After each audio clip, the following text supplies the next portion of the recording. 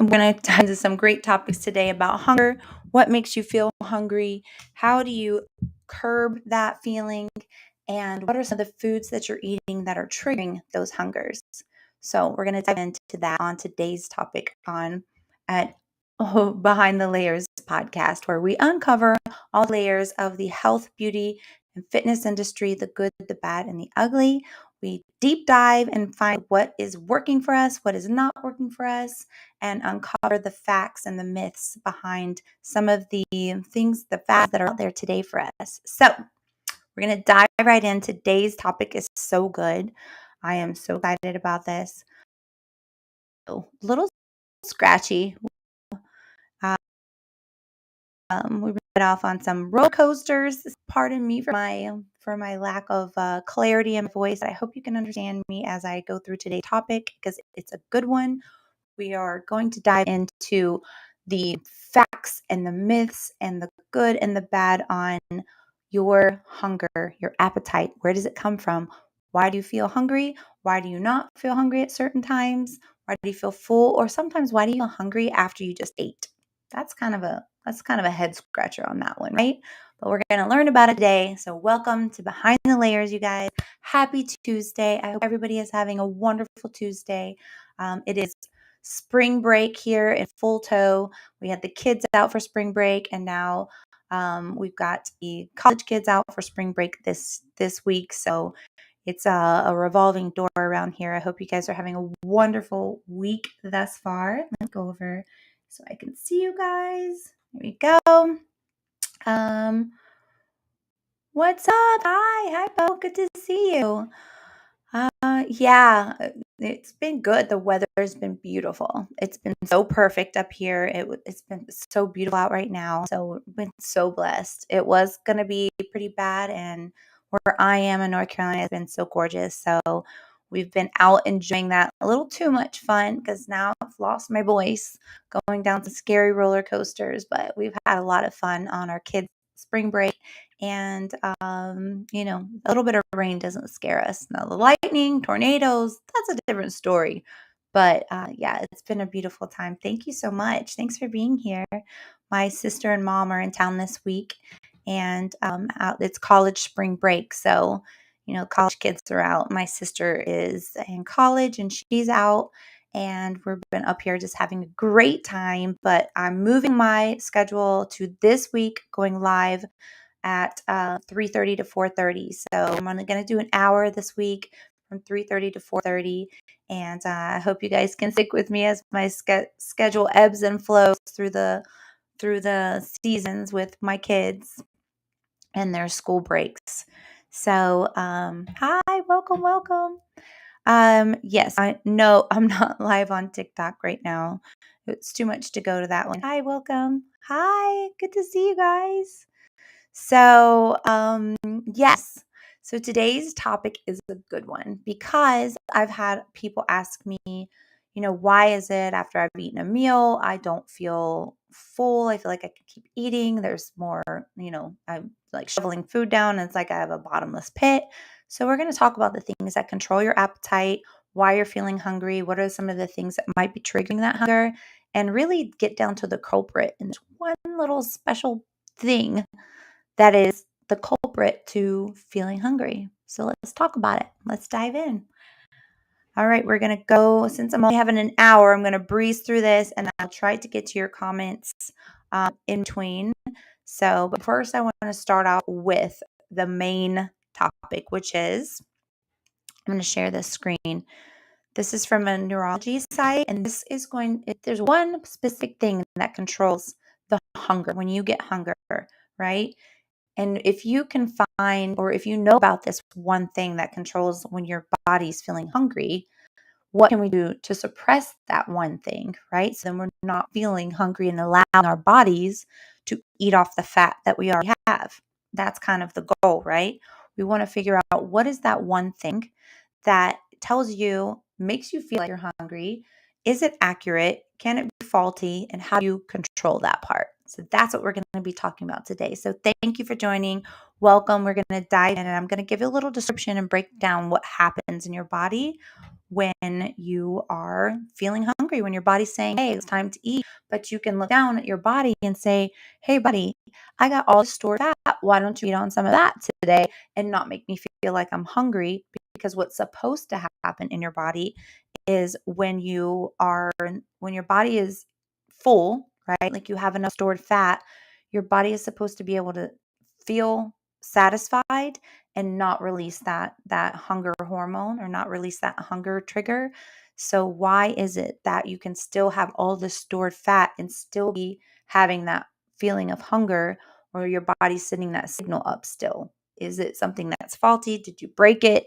Can you fix it? So these are the things we're going to talk about today: is how can you fix that? How can you curb that appetite? What are the foods that what are you doing to control that now? And what are you eating that you can maybe adjust to not have that feeling? Because that's what we want, right?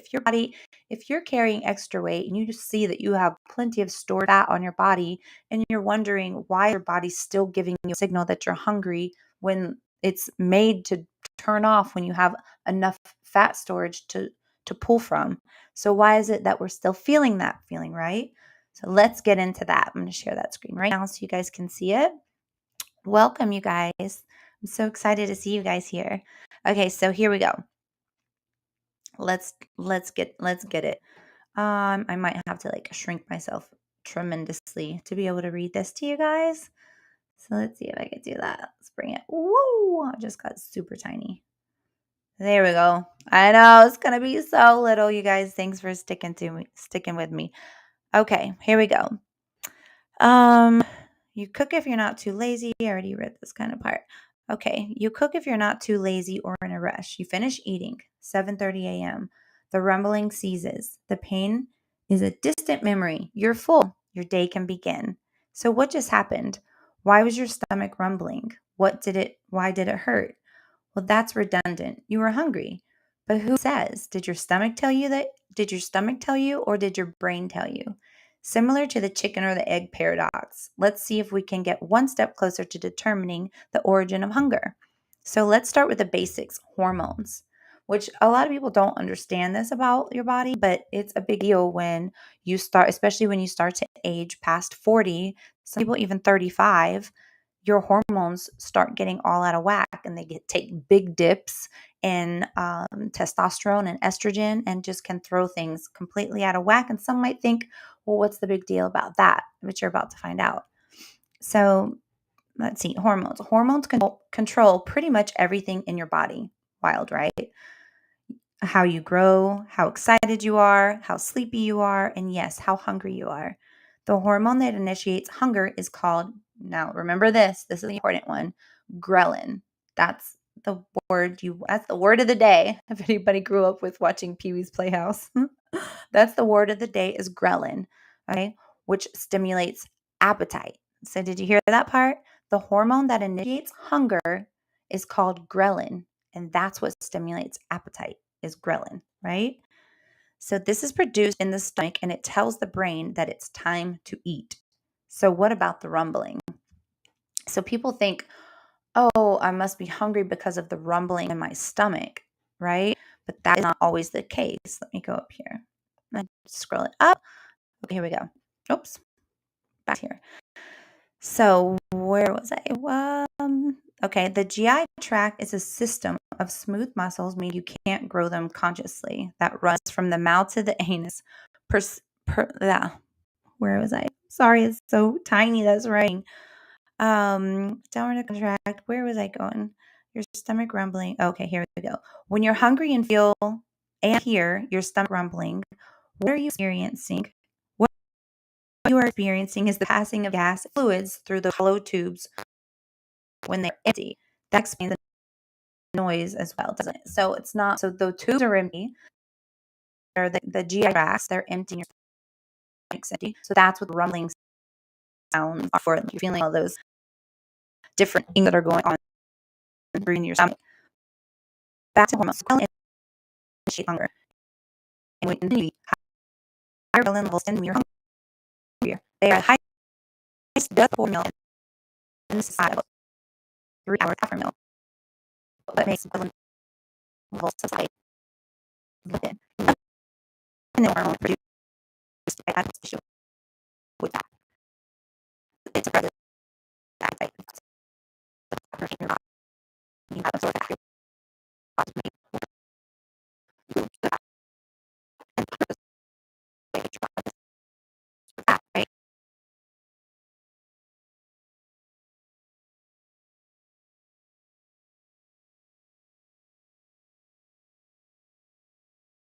Right. Why is it if you still feel hungry that you're you still have all this stored fat and you're still getting that ghrelin release in your in increasing your appetite? That's what we want to know, right? We want to know why is that you're still feeling hungry instead of your body just going off of the food you already have stored. So, having more fat tissue means that there is more leptin circulating. This ultimately is supposed to suppress appetite. Both of these hormones are sent to the hypothalamus, a structure in the brain that acts as a thermostat of sorts.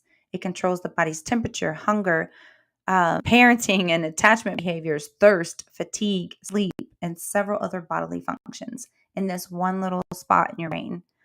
So when the thermostat senses that the temperature deviates in either direction from a certain point, it takes measures to bring it back to where it needs to be.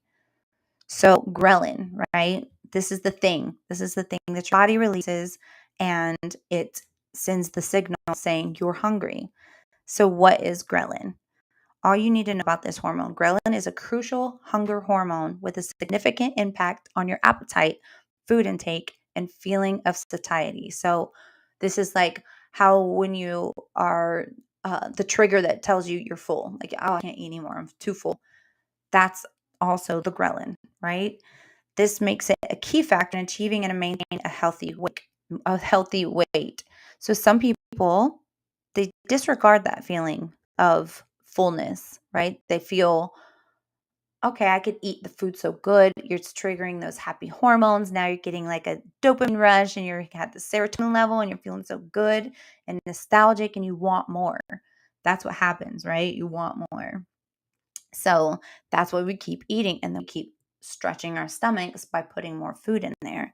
So wait, it's all coming into play. Oh, hold on, let me share this other screen. My bad. So you guys can read along, screenshot if you need to. So you can get under there. There we go. And let me pop this one back up. Sorry. Let's get this bigger. So what happens? There you go. Hi guys. I can see you bigger now.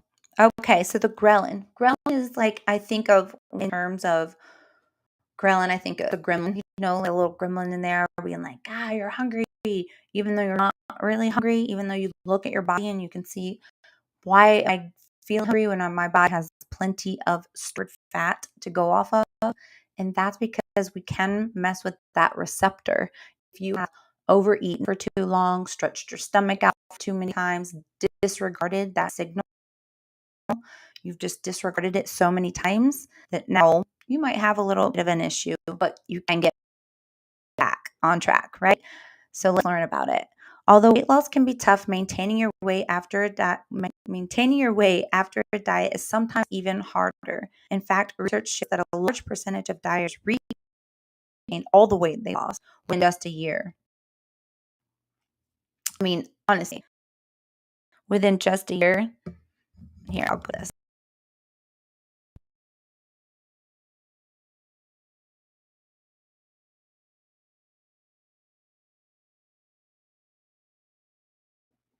So why is it? Why do you think that when people are getting their body in check, they're going through this diet, why is it that within a year science studies prove that you put all that weight back on? So, and you're going to get it in a second. It's the ghrelin. It's the ghrelin. It's the gremlin in there that's coming after you. Okay? So, we're going to weight gain is partially due to your appetite and weight regulating hormone, which encourages your body to maintain and even regain fat. So ghrelin is what they call the hunger hormone, plays a key role because in addition to its several other important functions, it can signal to your brain that it's time to eat. So this is the one with the little messenger saying, hello, it's time to eat, ringing the bell below, right? Now, wait for it, wait for it. Additionally, in 2020, studies focused on people with type 2 diabetes that found a rise in ghrelin levels was significantly involved in stimulating appetite, making it harder to lose weight, of course, because your body keeps producing this hormone that's making you feel hungry and hungry and hungry, like you could be like a bottomless pit, right? Which is not the case. Hold on, let me scroll up so I can see. Here's everything you need to know about. Okay. Whoops. Can y'all see that? Okay. Ghrelin is a Ghrelin is a hormone produced in your gut, which makes sense, right? Because that's where you're going to feel, your hunger. That's where this is where everything that involves your hunger starts right here. It's often referred to as the hunger hormone, is sometimes called um, linom- Linomorelin. It travels through your bloodstream and into your brain, where it tells your brain to become hungry and seek out food. So it's the same kind of thing when you're full, how it says 20 minutes. So it takes 20 minutes for your stretch receptors. You got receptors in there that gauge how much food you've eaten, the quantity of food, how much food you've eaten, and is it tacked out to the stretch of your stomach? And then it will send that signal back up to the brain and tell the brain, hey, tapping out, we're all good. So that's how those people who do those food eating competitions, they eat so fast, because the faster you can get the food down, because it takes a while for that bloodstream to travel up from the gut all the way up through the bloodstream to the brain to signal, hey, I'm full, I'm tapping out. But by that time, you could have already overdone it, right? Especially if you're ignoring any of those natural signals, like you're stretched out, your stomach stretched out. If you have to stretch your esophagus and like loosen your pants, you're probably overdoing it when you're eating your food. So, ghrelin's main function is to increase appetite. Okay. So, think about that. The one thing in your body that's meant to increase appetite is ghrelin. That's the thing that increases your appetite, makes you hungrier. You want more and more, right? So, what is it that we can do to get that ghrelin in check, right? Because that's the thing that's making you hungry, hungry, more and more and more, right? So it makes you consume more food, take in more calories, and store more fat. So this one thing, the ghrelin, the gremlin that I call, that's the one thing that is making you feel hungry and making you feel like you need to eat, eat, eat. So if you can control that, you can control the situation, right? You can get it in check. And this is only if you have plenty of stored fat on your body for your body to continue on working through the day and eating on that fat. This is only for people that have plenty of stored fat to work with. Okay, so in addition to its effects, in addition, it affects your sleep-wake cycle, reward-seeking behavior, taste sensation, and carbohydrate metabolism, which is a big deal. So this ghrelin does so many things that involve with your fat storage, your hunger intake. It's a very important key element in your weight loss journey, this ghrelin. This hormone is produced in your stomach and secreted when your stomach is empty. It enters your bloodstream and affects a part of your brain called the hypothalamus. This helps regulate the hormones and appetite. So, not only is it regulating the food, how hungry you're feeling, you're giving you those hunger pains and the signaling to the brain you're hungry, it also helps control your hormones. So, the higher levels of ghrelin, the hungrier you get, the more full you feel, and the easier it is to eat fewer calories. So, this is the thing we want to focus on, right? If you want to lose weight, lowering your ghrelin levels can be beneficial. Ghrelin may sound like a terrible diet-wrecking hormone. However, in the past, it played a huge role in survival by helping people maintain a moderate level of body fat. Of course, if you need it for a survival, you live out. We've been watching this survival shows, where they're dropped off in Alaska and you really have to survive out there. And you have to go into those shows with tons of extra layers of fat for your body to feed off of, because that's how you survive if it's scarce for food. So it makes sense, right, for you to have that stored fat there. Then your body can activate it. Doesn't mean you're not going to feel hungry because you're still going to have that ghrelin. But we're going to talk about how do you reduce a little bit of that ghrelin and get it under control. So we're going to go over here to, whoops, to increase, where did I go? How do I feel hungry after what happens? Nope. Oh, sorry. Okay, here we go. These days, if you undereat or have difficulty gaining weight, higher ghrelin levels may help you consume more food and calories. But if you don't have difficulty, how do you get it in check? What causes ghrelin to rise? Let me go back over to you so you can see me clearly.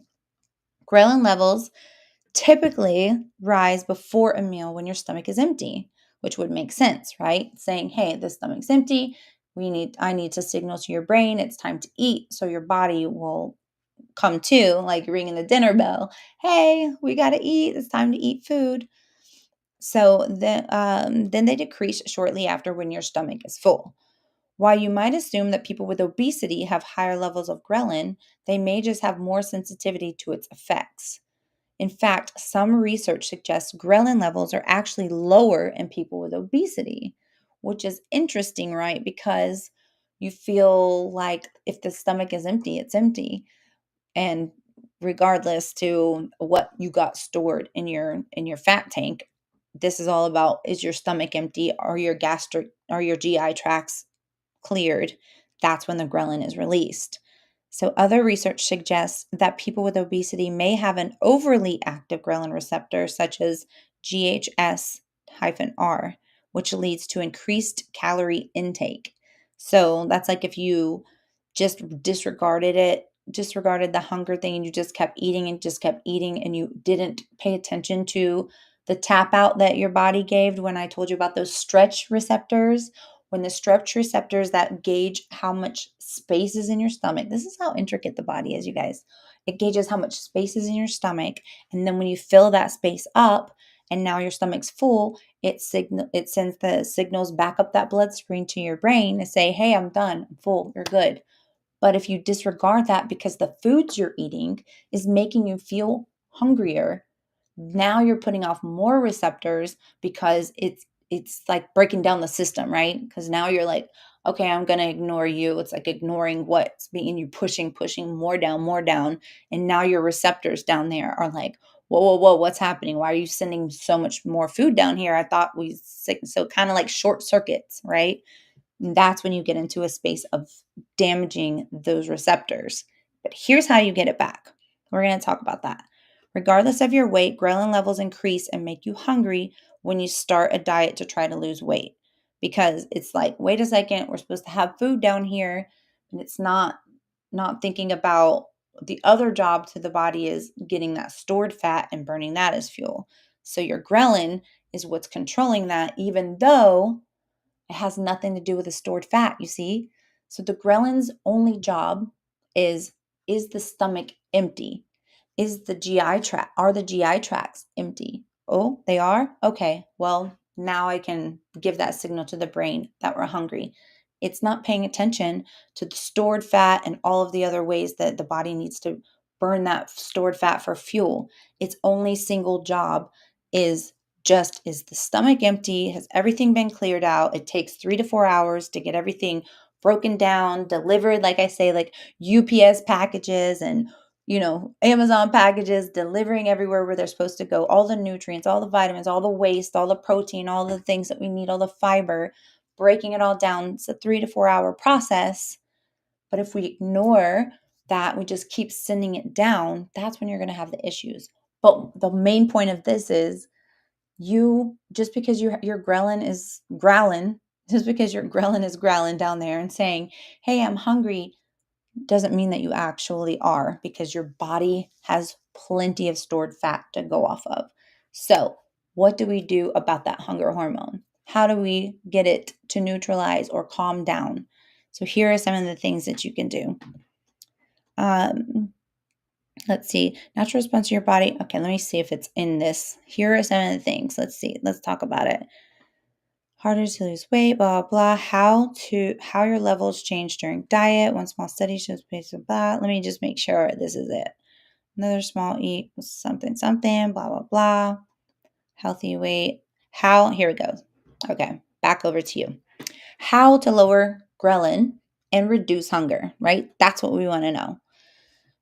This is only, remember, this little warning out. This is only for people who have extra stored fat to lose. If you are already just bones, you need to listen to your belly and listen to that ghrelin and eat your food and just be nutritious and healthy about it. But if you have pounds, 10, 15, 20, 30, 100, 200, 300 pounds, you got to override your ghrelin. Your stomach's trying to tell you that you're hungry, and your body is trying to say, no, you're not. So listen to me when I tell you, you got to do these steps to get that ghrelin in check, okay? So ghrelin seems to be a hormone that can't be directly controlled with drugs, diet, or supplements. However, there are a few things you can do to help maintain healthy levels. So maintaining a moderate weight, of course, that's gonna be a given if you're maintaining a moderate weight. But if you're overweight, this is where we're trying to get that ghrelin in check so you can lose that weight to get to a moderate weight, right? So prioritizing sleep is one of the ways that you can get the ghrelin in check, because it goes directly when you have lack of sleep. You don't have a clear hippocampus, the one that makes those decisions in front of your brain. You don't have it's not on point. It's a little more hazy. You make poor choices. So sleep is a huge part for so many things, of recovery, of weight loss, of just so many things. So prioritizing sleep increases your levels of ghrelin and has been linked to increased hunger and weight gain if you are lack of sleep. Increased hunger and weight gain if you're lack of sleep. Increased muscle mass. Higher amounts of fat-free mass or muscle are associated with lower levels of ghrelin. That's why they say if you work out doing strength training, things like that will absolutely help your ghrelin go down. So you won't have as much of that release of that thing, that monster inside, that gremlin inside that's saying, I'm hungry, I need to eat. Getting a good, like a nice good stretch and workout for strengthening and toning is going to be your best friend in those realms, in that situation. Eat more protein. This is huge. Not enough people listen to their nutritionists when they say protein and fiber. Protein and fiber. You want to get your weight in check, you want to get your hunger in check. Protein and fiber. Big deals, you guys. Eat more protein. A high protein diet increases fullness and reduces hunger. One of the mechanisms behind this is reduction in ghrelin levels. Okay? Maintain a stable weight. According to Oh, sorry about that, Bo. Thank you for letting me know. According to one older study, okay, so of postmenopausal women, drastic weight changes in yo-yo dieting can disrupt key hormones. I mean, that's like everybody should know that's been watching this podcast for this long now, is that, you know, anything that's going to anything that's going to disrupt your hormones is going to disrupt the flow of things in your body. So we definitely, sleep is the number one. The lack of protein, the lack of vitamin D, and the lack of fiber. Those are key elements in getting all of these things in check and rebalancing them out. So speaking of fiber, you guys know I just had some too, because it's so tasty and it's so good. And I know I did not eat enough fiber over the weekend, but Metamucil, you guys, this is a number one doctor recommended healthy way to have fiber consumption every day that's going to give you enough of the good ample fiber that you need to go in. I call this like my trash collector. It goes in to the GI tracts and it goes into your digestive system and it goes down through your colons and it collects all around all the little particles of the bad stuff that's in there that you need out, all of the toxins, the toxic waste. It's going in there, it's collecting it all up, and it's getting it out. It's safe for children, it's safe for toddlers. You can take it every day. Your body recognizes it. It's not foreign. It's not going to cause any issues to any of your organs. It's very safe and it's very tasty. It tastes like, like the Orange Crush or Sunny D for those old schoolers watching. So it's very tasty. You have to drink it up quickly. I put one scoop in my glass, like a little 8-ounce glass of water. I mix it up, no ice. 8 ounces of water, mix it up real good and drink it down fast. Otherwise, it does become a science experiment and it is pretty interesting. But it's so tasty, you guys. You want to drink it up all the way, and this will help you stay nice and regular each day. You should be having at least one solid bowel movement a day, at least, if not two, sometimes three. Depends, on how much you're eating in your day or if you're intermittent fasting, what have you. But that's a great way. It's a great product, and that gives you 72 servings. So, and it's being safe for the kids. Sometimes your kids don't eat enough fiber because they just don't like the things that have the fiber in them. So it's a great way to like give them a little sweet treat and get a nice little like sugary, even though it's not drinking. So, it gives us like a little fun drink that gets at my kids don't drink anything but water and half, which is half apple juice and half water. So they get enough, like that's it. That's all I get. So when I give them a little bit of this, if I know they haven't had enough fiber, then, it's kind of like a little treat because it is so yummy. Orange tasting, like a little orange tasting flat soda, if you will. But anyway, moving on. That just came to mind because it's so important to have that movement and coming out of you and taking all the waste with you. So you're not holding on to all that toxic waste inside of your body. Fiber and protein. And those are so important too because they're going to lower that ghrelin level, the release of that hunger hormone. That hunger feeling that you feel, it will subside that. And that's what we want, right? When you know your body has plenty to feed off of, you want that to be. Okay, we're going to go to why is it? I know people ask me, why am it I'm eating and I'm not feeling hungry or I'm feeling hungry after I just ate, like I could go and eat a whole nother meal. So let me tell you, let's get there. 13, here we go. Feeling hungry after eating. You guys know it's WebMD, Healthline. Sometimes I'll go to an institute like the Neurology Institution just because it's straight from those doctors who specifically study the brain. So I will go to that. But Healthline and WebMD and the Mayo Clinic are the places that you can go and get tried and true information from board certified doctors who do several studies by thousands and hundreds of thousands of people to give you the best and most accurate, up-to-date studies on certain things. So those places you can really go to is healthline.com, webmd.com, and the Mayo Clinic, Mayo, kind of like mayonnaise, mayoclinic.com. Those are the ones you can go to and know that you're going to get appropriate information for whatever it is you're trying to look for.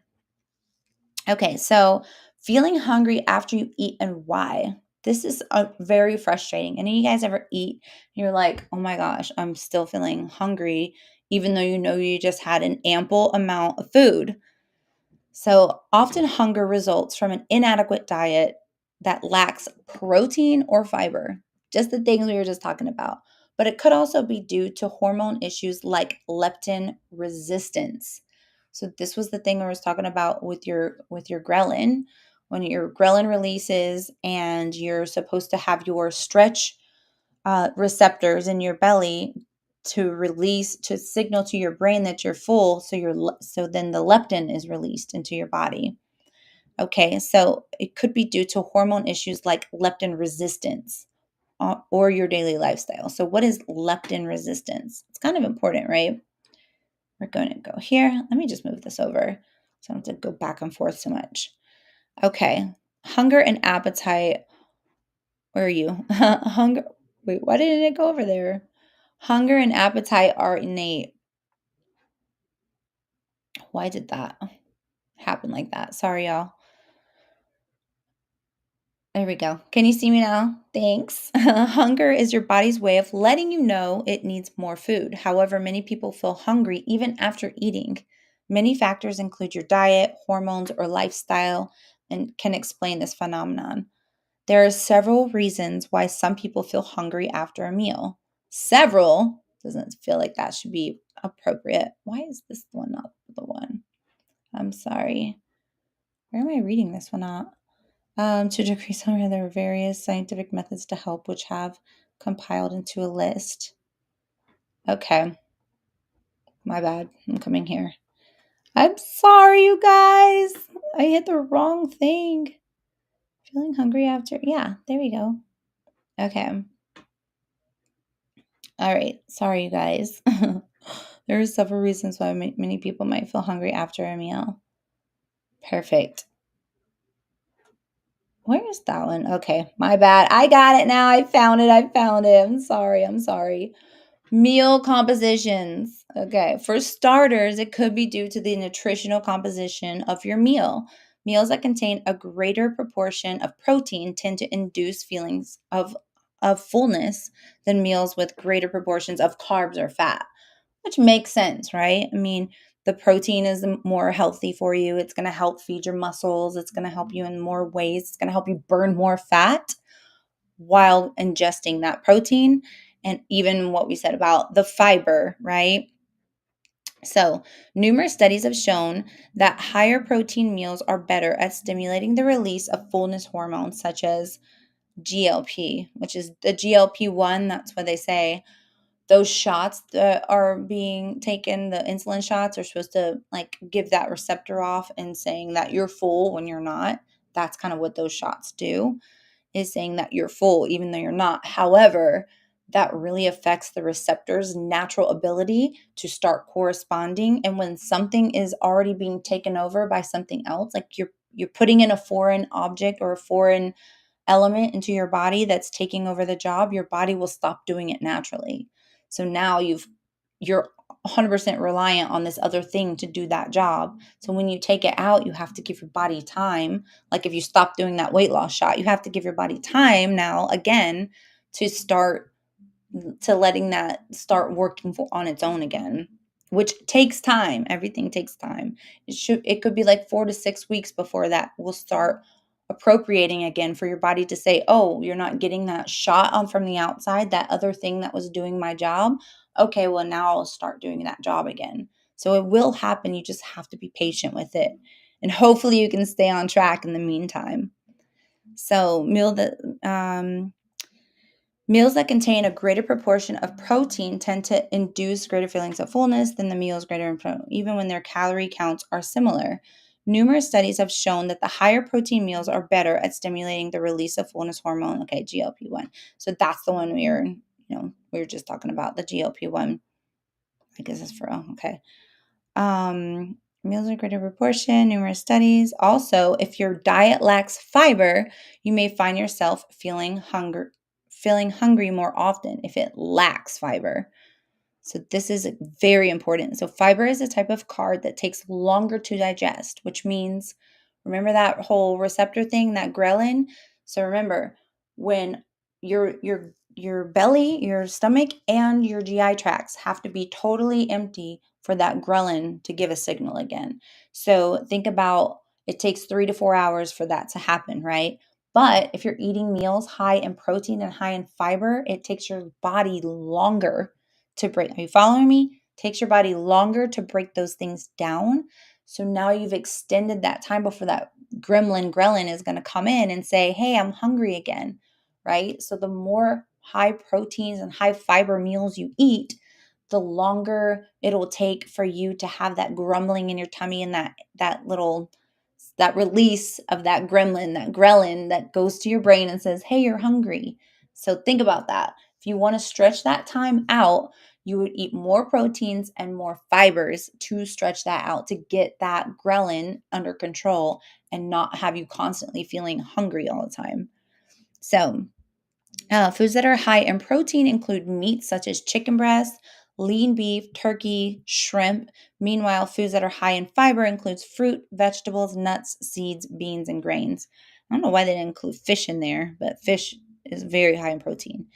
If you find that you're hungry after a meal, and eggs are also great for protein if you don't like any of those, if you're not a meat eater like that, and you can eat fish and eggs, that's a really good way if you want to get some good protein that has a lot of essential vitamins in them. If you find that you're hungry after a meal and notice that your meals tend to lack protein and fiber, try incorporating more protein and fiber rich foods into your diet. I had a client one time who come to me and didn't want to eat like pretty much was just scared to eat all the things, right? Like, I don't know about hormones in this. Yes, they say it's grass fed, or yes, they say it's that. So we went with a little more like plant based protein powder and more like Greek yogurts and legumes and like beans and that whole realm. But the plant based protein powder was a lifesaver because it really gets your protein levels up high. And a lot of them, the plant based protein powders also have fiber in them. So, and then you guys know if you don't get enough fiber, you can take this daily and it's totally safe and fine for you. And it's got all of the fiber needs that you need for one scoop. So Metamucil is the way to go. Sorry for all of you listening to this on audio only. Metamucil is what I just held up, but Metamucil is the way to go. That's the way to keep that fiber going through. And also, when you take that Metamucil, it is going to make you feel full because it's got all that fiber. So now you have all that fiber and it's taking a long time for you to break it down. So remember, ghrelin is the thing that sends you a hunger hormone, makes you feel hungry, right? Ghrelin only comes to play when the stomach is totally empty and the GI tracts are totally empty. Okay. So that takes like 3 to 4 hours after you eat your meal. But if you eat a meal that's higher in protein and higher in fiber, you are going to take even longer for that meal to get digested and broken down and delivered to where it needs to go. So now you could stretch that out to 5, maybe 6 hours before you feel that hunger again. So now you've had all this time without that hunger hormone, that ghrelin coming at you and saying, oh, we need to eat some more. But remember, that hormone is not the truth for are you hungry? That's not the truth. Your body gives you the truth. You can look down and say, hey, I got fat to feed off of, and you can ignore that ghrelin signal, and your body will start eating off that stored fat. But you have to be the one to decide, are you actually hungry? Do you have something your body can feed on? Is there already enough stored fat that you want your body to use for fuel? And that's where you want to be. You want to be able to know what's causing that, which is the ghrelin. Why is it causing that? Because it's empty in there. But does that mean that your body needs more food in there? No, it doesn't. If you can look down and you're like, I'm 100 pounds overweight, you know that ghrelin just needs to be ignored and you can skip a meal and let it eat off the fat you already have stored. That's the goal. You want to try and learn how to navigate around your body. Why is it feeling the way it is? What can you do to get it to stop feeling that way? So when you do eat your meal, you want it to be high in protein, high in fiber, so you're going to feel full quicker, and then you can move about your day and feel that you did something good. That's why the ketogenic diet came about. But the thing that the ketogenic diet really hones in on is protein and not so much about fiber. And fiber is just as important because now you have all of those particles, all that waste, all those pieces in there that are going through your tracks that need to come out. And that can cause you 8 to 12, sometimes even 15 pounds of just waste that's just hanging out in there because it has no way out. And the fiber train needs to come through. You need to hook that fiber train up and let it ride. Choo choo, right? Let's go. So, if you find that you're hungry after a meal, notice your meals tend to lack protein, bro, try fiber. Yeah, we already talked about that. Okay. Why did I not move this all the way over? Got it. Okay. Shrimp, if you don't want any hungry, blah, blah, blah, blah. All right. Sorry. Stretch receptors. Here we go. Okay. Remember I was talking about those things, stretch receptors. So stretch receptors, aside from meal composition, your stomach has stretch receptors. Kind of cool, right? It's got these little receptors in there like, oh, are we tapped out, fellas? I think so. Time to send the signal up, right? So they play a key role in promoting feeling of fullness during and immediately after a meal.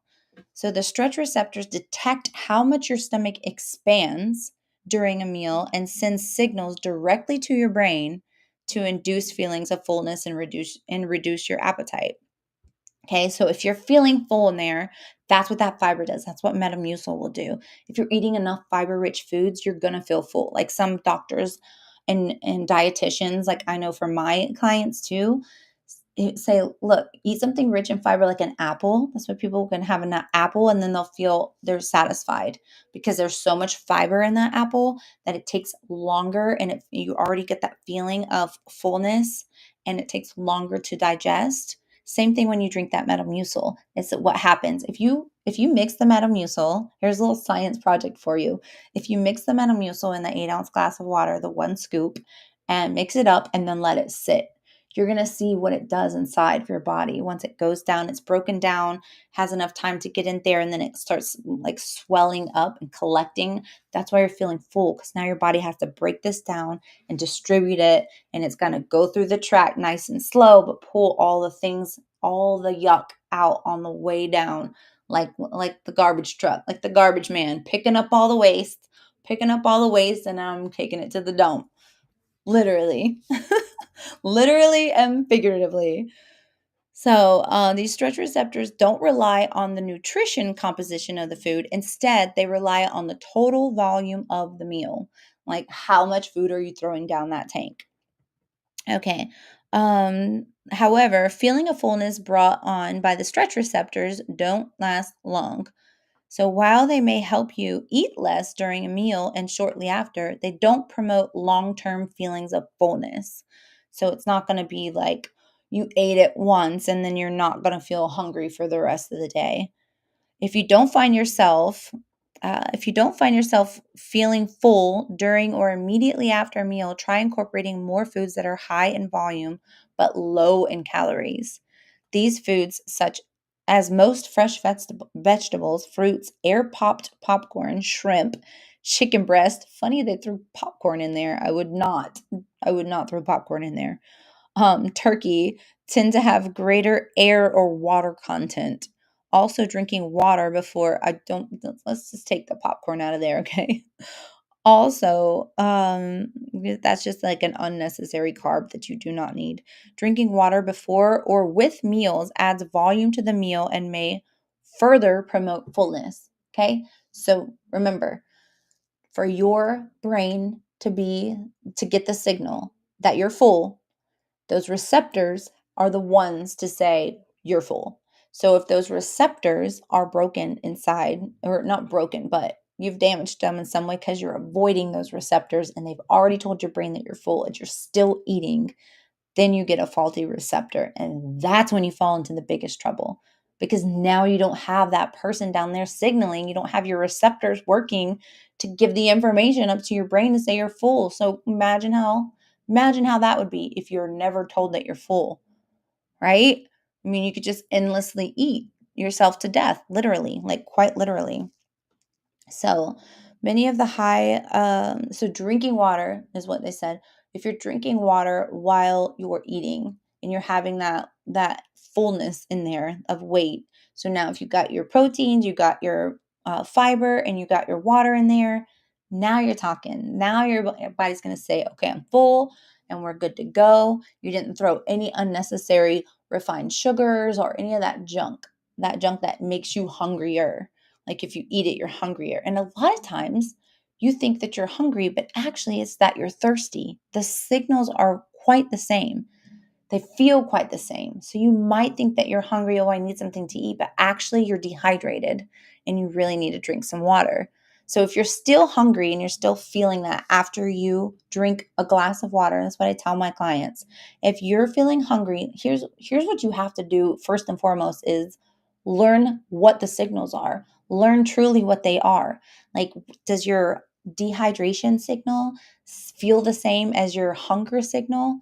It's quite similar. So when you start to feel hungry or you think you're feeling hungry, try drinking a glass of water and then decide after that, are you actually still hungry, or was it just your body saying you're dehydrated, you need water immediately? just try it. That's all I do. Just throwing that out there. Just give it a go. Give it a try. Drink a glass of water when you think you're hungry. Just drink a full glass of water. Drink it all down. Don't just sip it and then do your business and sip it. You got to drink that whole glass of water. Drink it down. See if those receptors are still telling you that you're hungry. Drink that water up, because that can also be a big part of overeating, is you're catering to the wrong receptor, right? You got to know what those things actually feel. So when you're feeling hungry, just do it anyway by habit. Just get a nice big glass of water, drink that whole glass down. Don't take your time and be sipping on it all the way through. You need to get it down and then decide, okay, am I still hungry? And if the answer is no, now you know. Okay, you were just thirsty, and go about your day. You do not need to put that food in your mouth if you don't need it, if your body has that stored fat already. Through many of these high volume, low calorie foods promote short term immediate fullness through the stretch receptors. They tend to be high in protein or fiber, both of which promote feelings of fullness long after by stimulating the release of the fullness hormones. So remember, those receptors, those stretch receptors in there are only gauging, they're not gauging any content. They're not gauging how much protein you have, how much fiber you have, how many nutrients you have, none of that. It's literally just down there to say, hey, I'm tapped out. Like, people taking count of how many people can be in a building for it's a fire hazard. Same thing that these receptors do in your stomach, saying, hey, all right, everything's stretched to about as full as it should be. I'm sending the signal up now. Sending that signal up, and it takes a little bit of time before that signal can get there. So you really got to start slowing it down, slowing your food. That's why they say slow chew your food multiple times before you're swallowing it. Help the breakdown process, like help your digestive system. The more you chew your food up instead of like a couple bites and swallow, the more efficiently your digestive system will work, because it doesn't have to work so hard to break all that stuff down. And also, it'll take you longer to eat. And then by the time the signal goes up, when those receptors, those stretch receptors, decide, hey, I'm tapping out, we're good, it sends the signal up and says, okay, we're done. And you're not overeating, because it's plenty of time to get there and tell your brain, okay, we're good, let's shut off. You don't want to keep damaging those stretch receptors, because those, you really want them to work for you. Because if those guys go down, then there's nothing to signal to your brain that you're full. And then think about the limitless, endless hunger and just pain, the food you can shove down when there's no receptor to say that you're full. That's a pretty scary thing. You don't want that to happen. That's for sure. So let's continue on for this. So leptin, what is leptin resistance? Okay, this is a big part. In some cases, hormonal issues may explain why some people feel hungry after eating. So that's, again, any time after like 35, you want to go in and get your blood work and find out, are your hormone levels okay? Did your estrogen drop? Did your testosterone drop? Like, you want to make sure everything is in check, and they'll be able to determine about your leptin resistance, and that will be able to determine if your receptors, your stretch receptors, or if your gremlin inside is, all of those things are working properly. Okay, those are important. Those stretch receptors are so important, because those are the ones you don't want to ignore when you're feeling full and you're like, maybe a couple more bites. No, don't do it. You want to damage those receptors, because then they're going to stop working, and then you just limitlessly eat, endlessly eat. Leptin is the main hormone that signals feelings of fullness to your brain. So, right here it goes. Okay, your body puts that ghrelin in when there's nothing in your stomach, nothing in the GI tract. Ghrelin comes in. Ghrelin says, "I'm hungry," and it gets you like all revved up, like, "Oh, I think I'm hungry." And now it's like gurgling in there, making all these noises, right? So then you're like, "Okay, I could eat something." Drink some water. Make sure that it's actual hunger. If you're still feeling that feeling after you drink that water, after like 15 minutes after drinking that water, if you still feel hungry, you have an apple, something with fiber or something with protein, like a protein and a fiber snack, and then drink more water. Let that in the receptors tell you, okay, I'm good for now. I don't need anything else, and stop.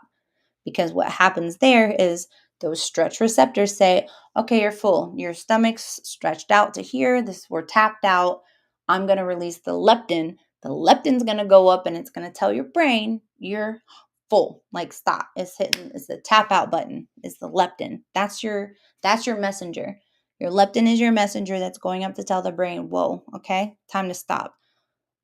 But if you don't listen to when your body is tapping out with your stretch receptors, it can get messed up. Here's what happens.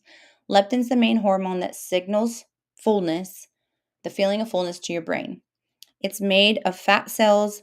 It's made of fat cells, so blood levels tend to increase among people who carry more fat mass. However, the problem is that sometimes leptin doesn't work as well as it should in the brain, especially in some people with obesity. This is commonly called leptin resistance.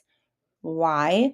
Because they are avoiding the receptors, the stretch receptors, those signalers down there saying, hello, we're done. Like you're tapped out. You've stretched as far as you can go. Stop putting more in, right? Keep going out, out, out. Keep stretching it out. So now you're giving yourself the leptin resistance. So remember what I said? That's the one who comes and says you're full. So now it's like, you're never going to be told you're full. So what happens if you never feel full? Think about that. What happens if you never feel full? If you're eating and you're eating more and like, oh, this is so good, you just keep eating and eating and eating, and you're never getting that receptor. You're never getting those stretch receptors to release the leptin, to go tell your brain, I'm full. Hello, I'm tapping out. You don't want to go there, right? That's a scary place to be. So here's what you do. Let me go here. For new food, brain doesn't recognize it as well. It continues to think you're hungry. Okay, I just pretty much went over that, right? This means that although there's plenty of leptin in the blood, your brain doesn't recognize it as well and continues to think you're hungry even after a meal.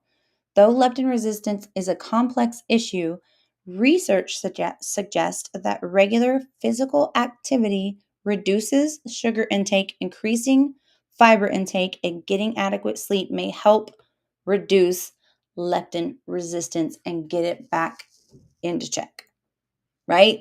That's the ultimate goal. You want to get it back into check. So how do you do that? Start getting more active, right? Doing more things, more physical things. Start doing some strength training, because you know that pumping up those muscles are going to aid in burning more fat and also reducing that gremlin that's inside, that ghrelin that I call the gremlin that comes in there and says, I'm hungry, I want to eat. That's called ghrelin. So now you're going to subside that ghrelin hormone that comes to tell you that you're hungry, and you start getting your hormones back in balance. You're getting better sleep. So now you've got your hippocampus working for you better, making better decisions. So it all comes down to being able to pay attention to your body, learning what those signals are telling you, and heed the warning. Heed the warning. You gotta heed the warning. Okay? You have to listen to those signals and pay attention, and don't, if your body says, I'm done, be done. If it's signaling, just say, oh, okay, my stretch receptors are telling me I need to just tap out, even though this is so yummy. Pack it up. If it's even a couple bites and you want to eat it later, pack it up and go. Do not feel like you have to clear your plate and keep pushing it down. It's not worth ruining those receptors, right? So, behavioral lifestyle factors that can cater into this. Being distracted while eating, research suggests that people who eat distracted feel less full and have a greater desire to eat throughout the day. So this is what I tell my clients is eating with intention. When you're eating, thinking about the nutrients that are going down, thinking about how delicious the food tastes, really savoring the flavors of the whatever it is, your vegetables, your fruit, your fibers, your protein, and really enjoying the meal and taking it all in like that will help you understand that you're eating, rather than if you're on your phone or you're like not focusing, or maybe you're doing work and you're eating. Now it's almost like a pastime thing you're doing, and you might be like, Oh, I was so focused on work, I forgot that I ate. So you're not feeling that feeling of full, and you might even avoid those receptors, right? Now you're stretching it out, you're eating more than you should have, and now you're causing damage to your body. So paying attention to your receptors, to your body. Are you actually hungry? Drinking that water, make sure it's not just dehydration, and really paying attention is going to help you get there. Getting more sleep, eating more fiber, eating more protein, and avoiding the foods that are going to keep you feeling hungry and hungry, hungrier and hungrier. So, what are those foods that make you feel hungry and hungrier? This is going to be the last little hoorah I'm going to share. And then 12 foods that leave you feeling hungry. Here we go. These are some of the foods that I would go ahead if I were you, and I would put them on my ban list or maybe once in a while list, okay? This is the list of foods from WebMD, 12 foods that leave you hungry. Croissants. I mean, yum. Bakery, buttery, toasty, fluffy, no carbs. I mean, no good stuff, all carbs. Flaky, buttery, and perfect for your morning latte.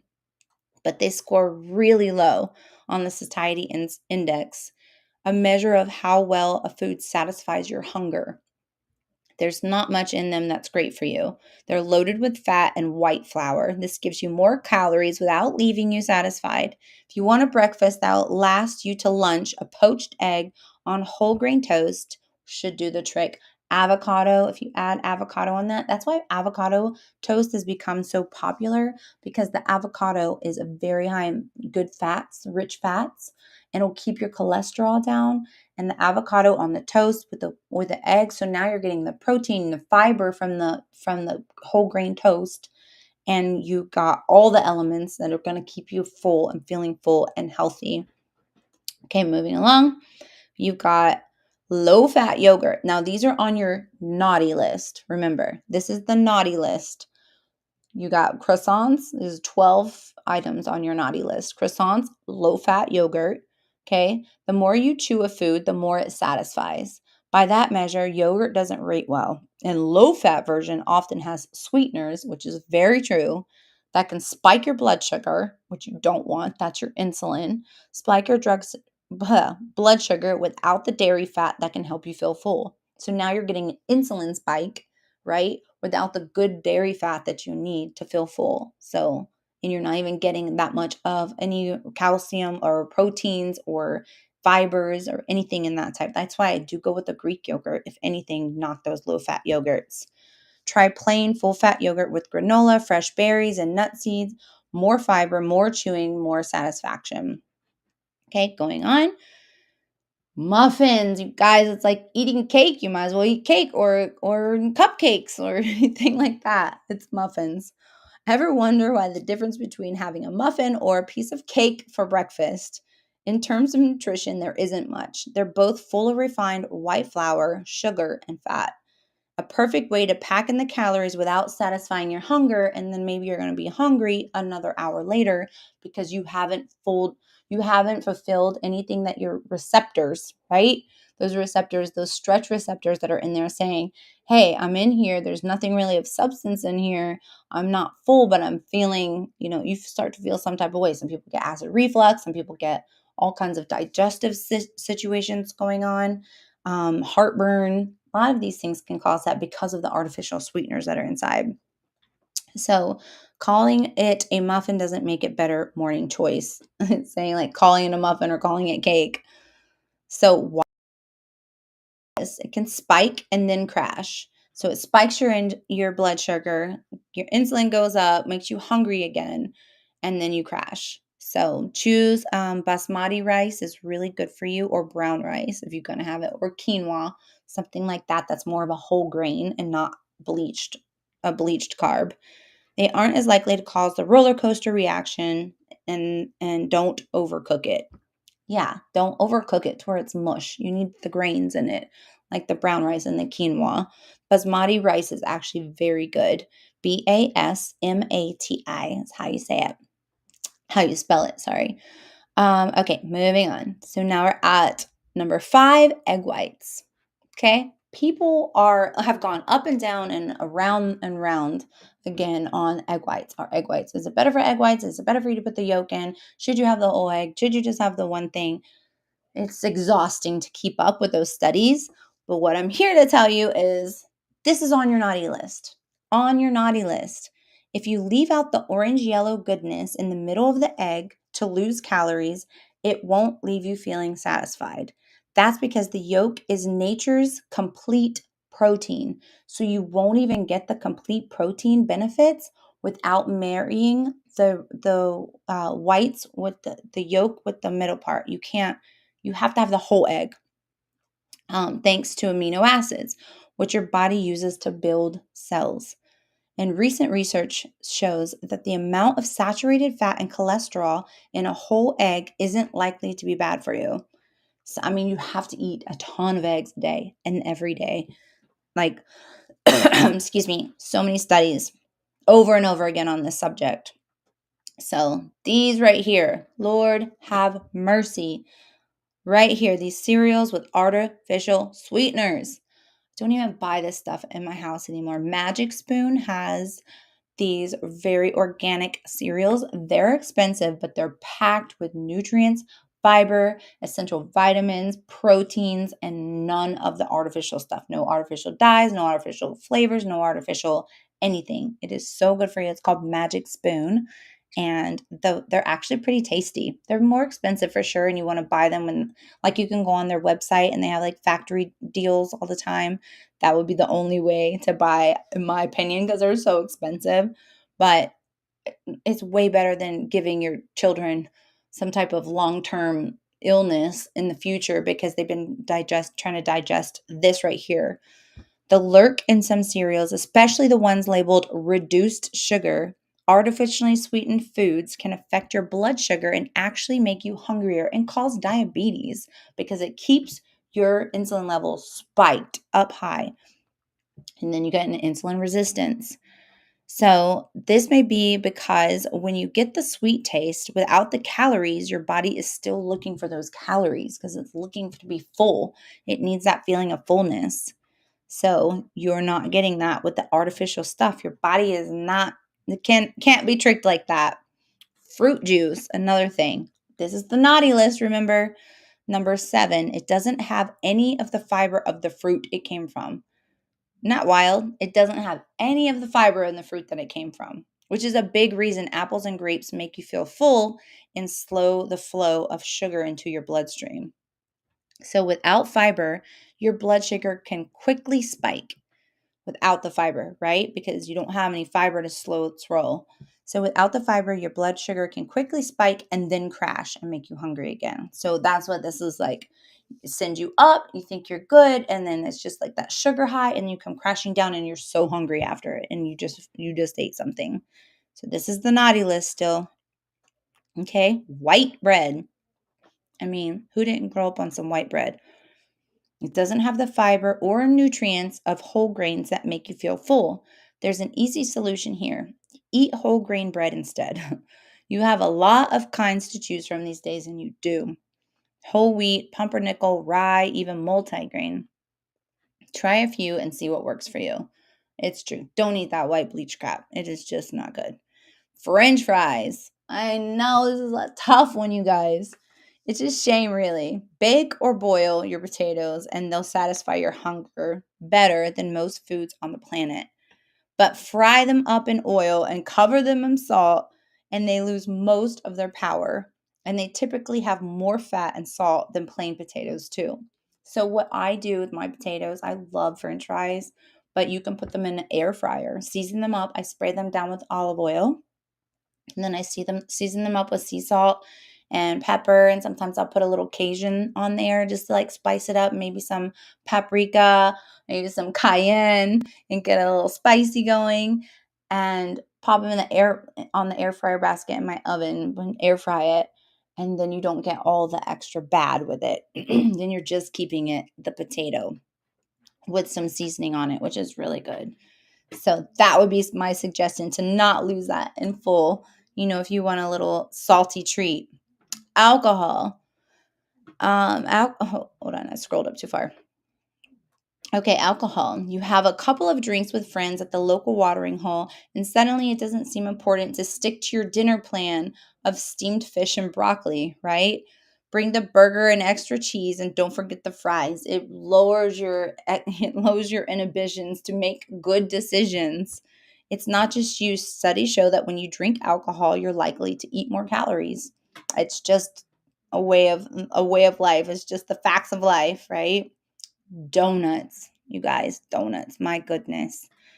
It's a sugar bomb that piles on the calories without any nutrition. The flour breaks down quickly into sugar, and the glaze adds more to spike and crash your blood sugar. Combine that with almost zero nutrition value, and you'll be hungry again in no time. So that's 11. What's the last one on the list? Soda, of course. Soda. Research is clear. People who drink soda get more calories in a day. Scientists think this is because it makes you hungry or keeps you from feeling full in some way. Another theory is that the sugar in soda makes your sweet tooth even sweeter. I do believe it because you're messing with your taste buds with all that sweetness, and it's not filling you up. It's spiking your blood sugar, then it's going to come crashing down, and then you're going to feel hungry, and then you're going to crave more of the same, more of that sweetness, more of that sugar. It's like crack. You're just on it. You want more, and you can't get enough of the instant fix, the instant high. But then you're stuck, and you're trying to break that cycle. And there are so many cool ways to have delicious food and yummy food in your mouth that aren't going to do all these harmful things. Just go on Instagram at any point in time and scroll through keto recipes or high fiber sweets or high fiber or high protein sweet foods or any kind of thing. People are out there and making it constantly. I'm always trying new things that I see on Instagram or Pinterest of, living that healthy life and trying to get your kids to like it too. Or what can you do to get to sneak these things in for your children to make them want to eat it? That's what I love about the Metamucil. You guys, it is so delicious. My kids love to drink it. And it's like a sweet treat they don't normally get to have. It tastes like orange, orange Fanta, or it's not bubbly, but you could put it in carbonated water and it would be bubbly. But I would do it, just keep it in flat water. It kind of tastes a little like Sunny D. They drink it down real fast. It's really delicious. Don't let it sit because it will settle into like a little jelly mode. But you can take it every day. It's good for your fiber intake. It's good to get all that waste out of you. And you might just lose some pounds because it's pulling all that trash and that toxic waste that's in the pipelines and getting it out of there for you. So, what are some of the things we learned about today? What do you think? Whoops, let me go ahead and go all the way out. Okay, so we learned about the gremlin, right? The gremlin inside, the ghrelin. The ghrelin is that hormone that's released inside your stomach to signal to your brain, hello, I'm empty. You need to put more food in here. So just because that is signaling to your brain that it's hungry, it has no correlation with the fat you already have stored. It just knows that your stomach's empty and it's telling you that you need to eat because the stomach's empty and it's ready to receive more. You don't have to always listen to that because you can look at your body and say, I have a good 150 pounds that I can eat off of. Let's go ahead and work on that. And skip a meal. Don't listen to that gremlin when it's gremlin and growling up in your belly. Skip a meal if you're able to and say, you know what? Eat on some of this. And also, if you're starting to feel hungry, drink that glass of water. Don't sip it. Don't sit around and sip it till you get done with that full glass of water. Drink that whole glass of water, just like a 8 to 12 ounces. Drink it all the way up, all the way to the end. And then after 15 minutes, you can set a timer on your phone or set a timer in any realm and see if you're still hungry. It could just simply be because you have not learned yet the difference between the ghrelin and the receptor saying, I'm dehydrated, I'm thirsty. So drink all that water up. I like to just do it straight from, with no ice so I can get it down. And then after 15 minutes, if you're still feeling like you could eat, then maybe you're hungry. But if you can skip it a little longer and go a little longer, just wait. If you can look at your body, now you know that the thing that's telling you you're hungry isn't actually your body feeling like you're hungry because you don't have enough fat storage. It's just that one element, the ghrelin that's going into your stomach. It's a receptor in your belly saying, I'm empty, and then giving a signal to your brain that you're hungry. But you know that you have plenty of stored fat for your body to go off of. So that's on you to decide whether or not, A, is it because you're thirsty? Drink that 8 to 12 ounces of water. B, are you still hungry after that? Or can you go a little bit longer because now you're feeling a little full? And C, are those receptors, those stretch receptors inside your belly when you're eating, are you paying attention to those? Are you allowing it to tell you you're full and stop eating? Those are some of the ways that you can actually get that ghrelin under control, get your hunger and appetite under control, and not damage those stretch receptors to where they don't work for you anymore. And then it's not releasing the leptin. So after those stretch receptors say, hey, I'm full down here, there's enough food in your stomach, it gets that leptin, and that leptin goes up through the bloodstream into the brain and says, okay, we're full, we're tapping out. But if you disregard that and you just keep shoveling it down, you could have leptin receptors. You could have leptin resistance, and then you won't be told that you're full. And then you're just going to be endlessly eating, and that is not what you want. So you want to increase that protein, you want to increase that fiber, and you want to increase that water intake. And those are some things. Sleep, working out with strength training, those are all going to get that ghrelin in check and keep you from feeling like you need to eat more and more, and you need to eat more and more often. So I just gave you those 12 things, that list of 12 things on your naughty list that you don't need to even consume if you're trying to be on your weight loss journey and keep it there. You want to maintain, you don't want to yo-yo. We're not on a diet, you're on a journey. You're on a journey to reconnect with yourself. You're on a journey to be more aware of when you're eating, like not just scrolling on your phone or being at work and eating your lunch. You're not going to have the same kind of feeling of fullness. You need to focus on eating my food. You got to enjoy what you're eating, savor those flavors, just feel the nutrition and feel all of, you have to be connected with yourself, because if you're not, you're never going to learn how your body works and operates. And you need your body to work and operate at the fullest extent for you so you can have an amazing life. And to do that, you have to pay attention. Have to pay attention to your receptors. You have to heed the warning when it's saying you're full and stop it. You have to bring in more fibers. Even if you don't eat them in your foods, if you bring in the Metamucil into your daily intake, it's going to leave you feeling fuller for longer, to drink more water and staying hydrated, eat more protein to fill your muscles up and burn more fat, get more sleep so your body has time to digest everything and get you working properly and healing all of those inflammations and things you got going on in your body, and giving yourself a break from putting more food in the tank. If your body has plenty to feed off of, try and disregard your ghrelin that's telling you, hey, my stomach's empty. Like, yeah, but my body's not. My body's not. It's got plenty to go off of. So maybe skipping a meal is not a bad idea. So that's what we got for today.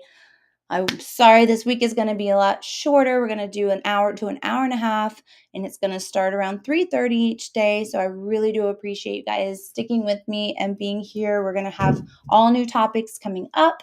It is spring break here, so I'm trying to work around the schedule of my kids.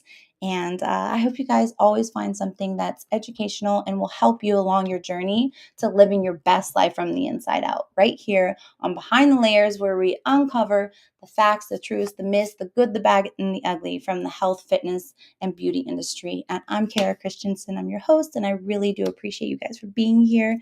Thank you so much, Bo, for being here. I really do appreciate you letting me know my mic's not working. I will get that worked out. I really do hope that you guys have a wonderful rest of your day, and I will see you guys here tomorrow at 3:30. Bye. Bye, Bo.